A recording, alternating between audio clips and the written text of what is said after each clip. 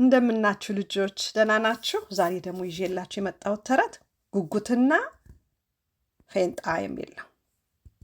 እንግዲህ ጉጉት ቀን ቀን ትተኛና ሌሊት ሌሊት ደግሞ ለአደን ትወጣለች አይደለ?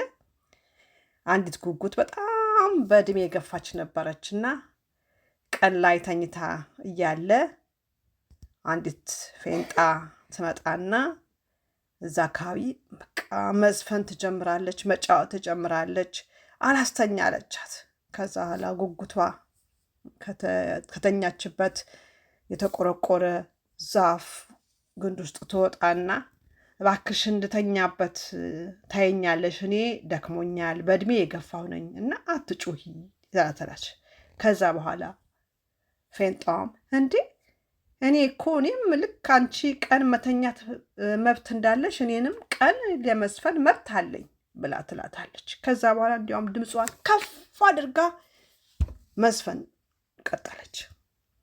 ያኔ ጉጉት በጣም ደክሟት ስለነበረ መጨቃጨቅም ስለማትፈልግ ደግሞ ከእድሜዋ የተነሳ አይኗም በደንብ ከሩቅ ስለማያይ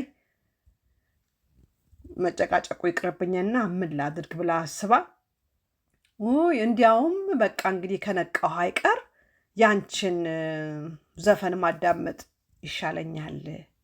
እንደው የሚገርምሽ ነገር ከአንድ ዘመዴ ከሩቅ ቦታ የሆነ የሚጠጣ ነገር አምጥታልኛለች እና ያ የሚጠጣ ነገር ድምፅ ያሳምራል ብላኝ ነበርና ከፈለግሽ ነይና እኔ ጋ ነይና ያንን የሚጣፍጠውን ድምፅ ጥሩ የሚያደርገውን የሚጠጣ ነገር ሰጥሻለሁ ትላታለች።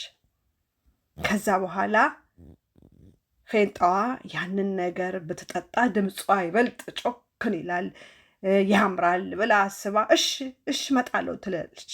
ከዛ በኋላ ነይ እንግዲህ ውስጥ መግባት አለብሽ እንድሰጥሽ እንዳቀርብልሽ ትላታለች ጉጉት።